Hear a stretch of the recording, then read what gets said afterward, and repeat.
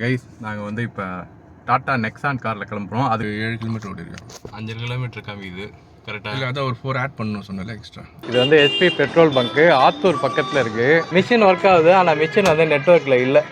So இங்கே junior Kuppanna இது பக்கத்தில் வந்து ஒரு மிகப்பெரிய ஜியான் ஃபாஸ்ட் சார்ஜிங் ஸ்டேஷன் இருக்குது. சார்ஜ் எடுத்தாச்சு. 78 இப்போ வந்து 16%ல் நாங்கள் சார்ஜ் போட்டோம். 78%ல் சார்ஜ் முடிஞ்சிருச்சு.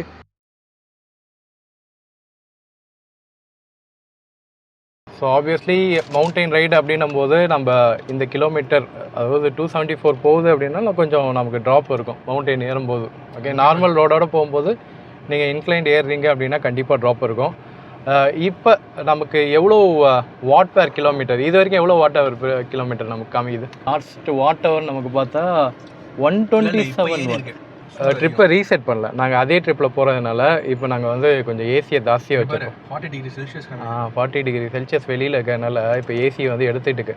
ஸோ லாஸ்ட்டாக பார்த்தது 124 45,000 டிவைடட் பை 124 போடு எவ்வளோ வருதுன்னு பார்க்கலாம். 362 கிலோமீட்டர். ஸோ நாங்கள் இங்கே வரும்போது ஆல்மோஸ்ட் 304 கிலோமீட்டரா.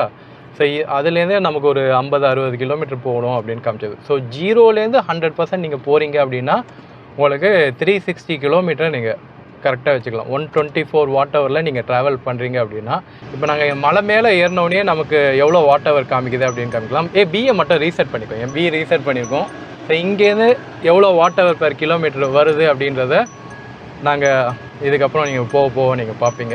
ஸோ இன்க்ளைனில் நமக்கு எவ்வளோ வாட் ஹவர் வருதுன்னா ஸோ ஒன்றுத்துக்கும் நம்ம எங்கே நம்ம டெஸ்டினேஷன் ட்ராவல் பண்ணுறோமோ அங்கேயே நம்ம முடிச்சிடணும். ஏன்னா அதுக்கப்புறம் புதுசாக தான் நம்ம செட் பண்ணோம். நம்ம ஒரே கண்டினியூஸாக நம்ம சொல்ல முடியாது. ஸோ இது வரைக்கும் ஆன ட்ராவல் காஸ்ட் அப்படின்னு பார்த்தீங்கன்னா நமக்கு 944 பில்லிங்கை நீங்கள் பார்த்துருப்பீங்க. 944 ஜியான் அப்படின்றதுனால இதோட கம்மியான சார்ஜிங் ஸ்டேஷனும் இருக்குது. அது நீங்கள் கொஞ்சம் R&D பண்ணிங்கன்னா கொஞ்சம் கிடைக்கும்.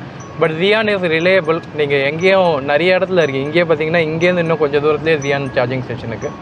ஸோ ஜியான் ரிலேயபிளாக இருக்கிறதுனால நிறைய பேர் இது எடுத்துக்கிறாங்க. சார்ஜை பற்றி பெருசாக கவலைப்படுறதில்ல. இல்லாட்டினா உங்களுக்கு ஒரு 800 ரூபா ரேஞ்சிலேயே நீங்கள் சார்ஜ் பண்ணியிருக்கலாம். ஏற்காடு மலை ஆல்மோஸ்ட் ரீச். நாங்கள் மலை அடிவாரத்தில் இருக்கோம். இங்கேருந்து என்னடா எவ்வளோ கிலோமீட்டர் இருக்குது? ஒரு 31 கிலோமீட்டர். நம்ம ஹோட்டல் டேரக்ட் ஹோட்டல் ஏன் நாங்கள் வந்து 31 கிலோமீட்டர். நல்ல டிராஃபிக்கு. இப்போ எஃபிஷியன்சின்னு பார்த்தா நமக்கு 142 காமிக்குது. 197 கிலோமீட்டர் ரேஞ்ச் காமிக்குது. மோர் தென் எனஃப். ஆனால் வெயில் அப்பா செம வெயில். இங்கே பாருங்கள் செம வெயில், சுட்டெரியுது வெயில், சரியான வெயில். பட் லொக்கேஷன் வந்து பியூட்டிஃபுல்லாக இருக்குது. Super location. ஸோ இதுக்கப்புறம் தான் நீங்கள் ஹில் டிரைவ் பார்க்க போகிறீங்க. Hill drive experience. கொஞ்சம் மேலே ஏறினோடனே கொஞ்சம் ஏசி ஆஃப் பண்ணிடலாம். அவ்வளோ நமக்கு தேவை இருக்காதுன்னு நினைக்கிறேன். பட் கூட ஒரு பாயிண்ட் தொடச்சிக்கணும். பாருங்களேன், பச்சை பச்சைன்னு இருக்குப்பா. சூப்பராக இருக்குல்ல லொக்கேஷன். நல்லா தென்னை மரத்தை ஃபுல்லாக வளர்த்து வச்சுருக்காங்க. மலை மேலே ஏறியாச்சு. 50 ருபீஸ் டோக்கன்னு. அதுக்கு ஒரு பை ஒன்று கொடுத்தாங்க. உங்களுக்கு இந்த பை இலவசம். அந்த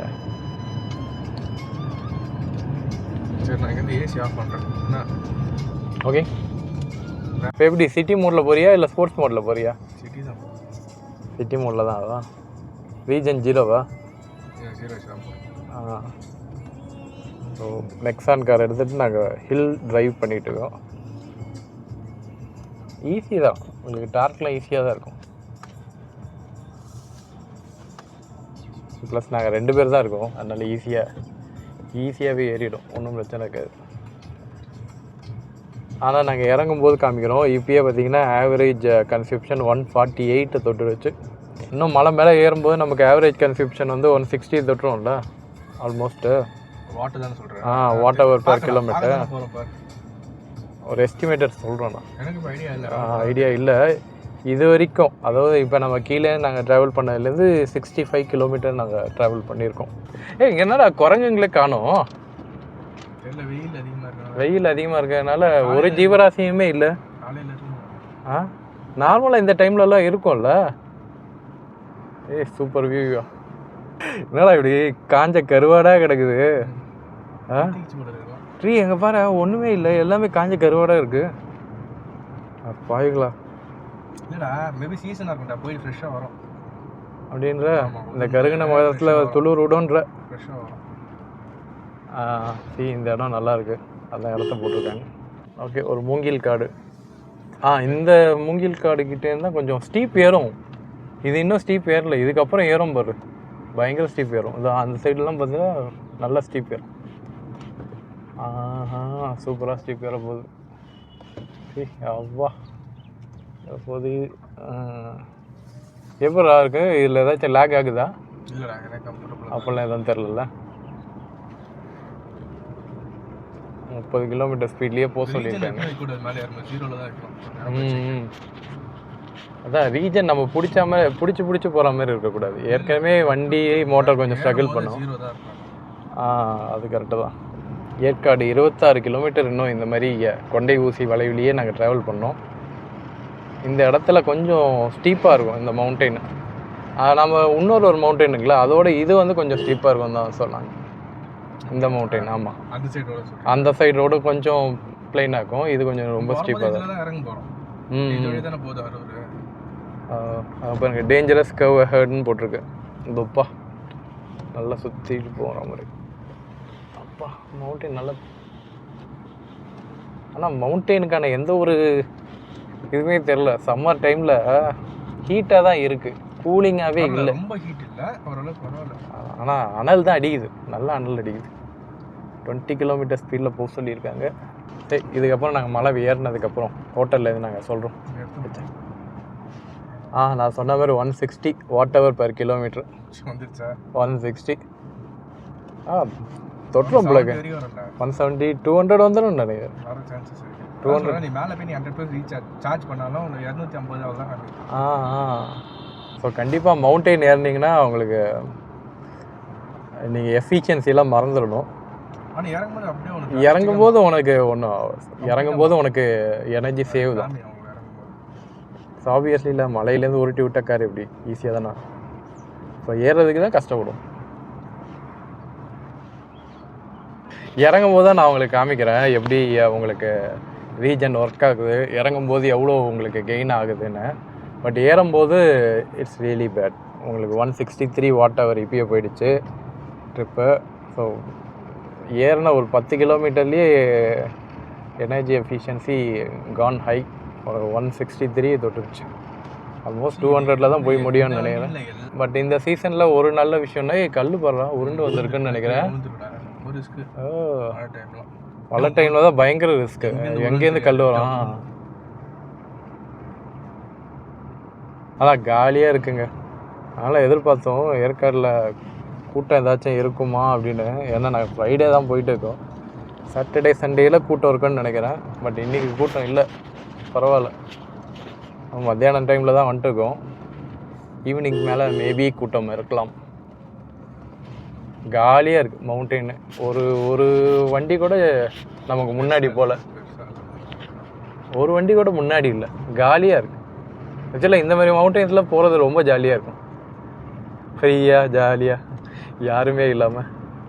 இப்போ கொஞ்சம் கொஞ்சமாக அந்த ப்ரீஸ் வந்து மாறிட்டு இருக்கு, நல்லா சில்லுன்னு இருக்குது காற்று. நல்லா சூப்பராக சில்லுன்னு காற்றடிக்குது. ஆமாம், கீழே இருந்த அளவுக்கு ஹாட்னஸ் இல்லை இப்போ.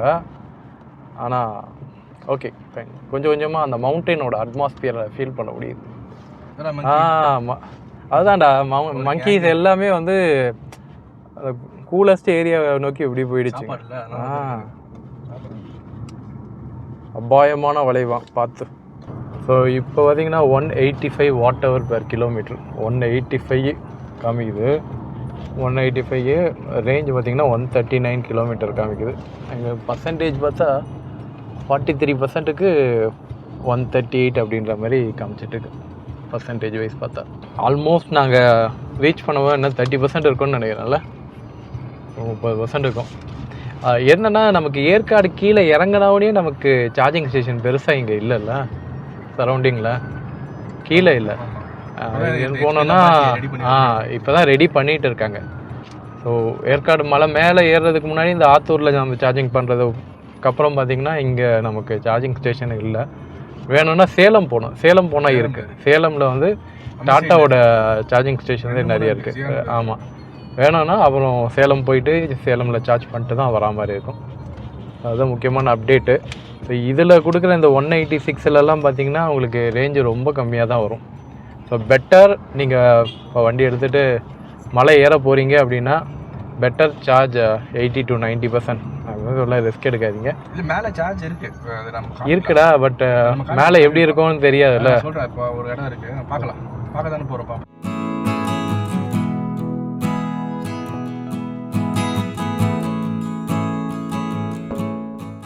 That's update. நாங்கள் வந்து போயிட்டு எவ்வளோ ஆச்சு என்ன ஆச்சு அப்படின்றத நீங்கள் ஃபர்தர் வீடியோஸில் நீங்கள் பார்ப்பீங்க. ஸோ இதோடு நாங்கள் இங்கே எண்ட் பண்ணுறோம். அதுக்கப்புறம் நீங்கள் அடுத்த நாள் காலையில் என்னென்ன விஷயங்கள் என்னென்ன ரகலை நடக்குது அப்படின்றத நாங்கள் டவுன் ஹில் எல்லாமே நாங்கள் கவர் பண்ணுவோம். ஓகேவா? இந்த போர்ஷனோட இப்போ ஸ்டாப் பண்ணிடுவோம். சரி, வீடியோ பிடிச்சிருந்தால் லைக் பண்ணுங்கள், ஷேர் பண்ணுங்கள், மறக்காமல் சப்ஸ்கிரைப் பண்ணுங்கள். Okay, see you on next video. Until then, bye bye from the Okal. Bye bye. ஏற்காடில் இருக்கிற ஒரே ஒரு சார்ஜிங் பாயிண்ட்டாக DC support relax charging point இருக்குது.